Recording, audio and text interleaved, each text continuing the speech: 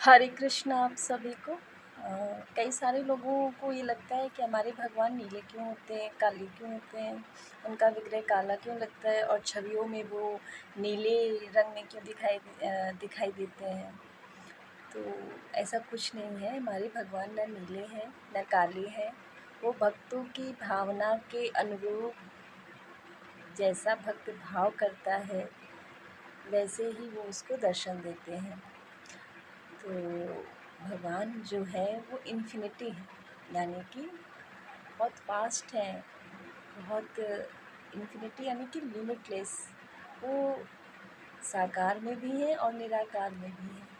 जैसे आप चाहोगे वैसे वो आपको दर्शन देते हैं। तो ज्ञान मार्ग की शाखा में जो ज्ञान मार्ग से चलते हैं योगी जन, उनको भगवान पर ब्रह्म के रूप में मिलते हैं। और जो भगवान के प्रेमी जन हैं, रसिक जन हैं, भक्त जन हैं,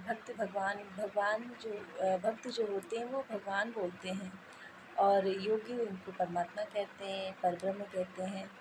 तो भक्तों के लिए भगवान उनके भाव के अनुसार मिलते हैं। जैसे आप भाव करोगे, कोई कांता भाव करता है, कोई सखा भाव करता है, कोई वात्सल्य भाव रखता है, कोई गोपी भाव रखता है, आदि आदि आदि।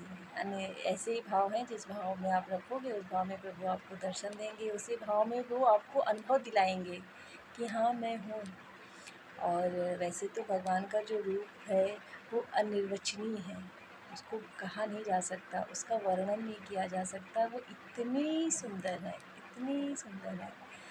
तो तुलसीदास जी ने कहा है कि जाकी रही भावना जैसी, प्रभु मूरत देखी तिनि वैसी।